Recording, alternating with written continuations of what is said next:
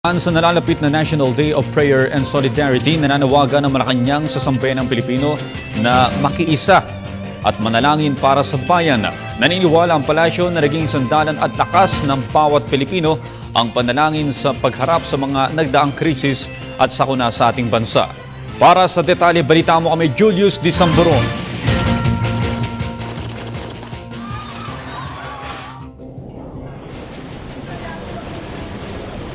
Ilan lamang ang mga kalamidad na ito na sumubok sa ating bansa.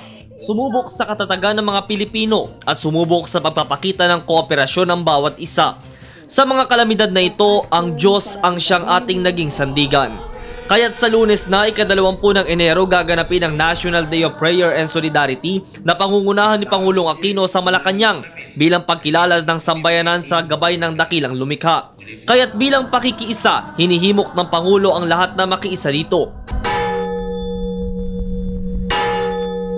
Sa ginanap na pulong pambalitaan ni Presidential Communications Operations Office Secretary Herminio Sani Coloma Jr., inihayag nito na sesentro ang nasabing programa sa temang One Nation in Prayer o isang bansa sa isang panalangin bilang pagkilala ng sambayan ng Pilipino ng poong may kapal na gumagabay sa ating sama-samang paglalakbay tungo sa isang higit na maaliwalas na kinabukasan.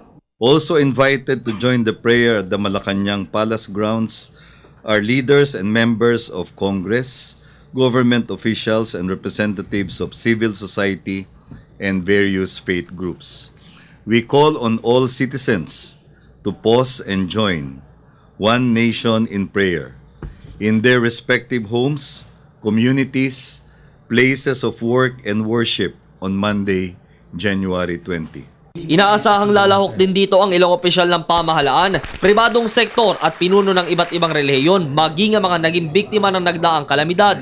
Daan para magsama-sama, magkaisa at bigyang pagkilala ang tulong ng Diyos para malampasan natin ang mga dumaang dagok sa bansa noong mga nagdaang buwan at taon. Nananawagan ang Pangulo na makiisa ang lahat ng mga mamayan sa panalangin sa araw na ito.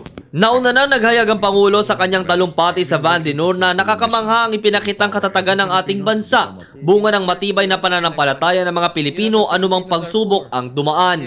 Dagdag pa ni Secretary Coloma na ginawa ito para magbigay panawagan sa ating lahat na manalangin. Hindi natitinag ang ating determinasyon at kakayahang bumangon at magbagong tatag dahil nauugat ito sa ating paniniwala sa kabutihan at kapangyarihan ng Diyos. Positibo naman tinanggap ng sambayanan ang nasabing National Day of Prayer na siyang magpapatatag sa ating pananampalataya.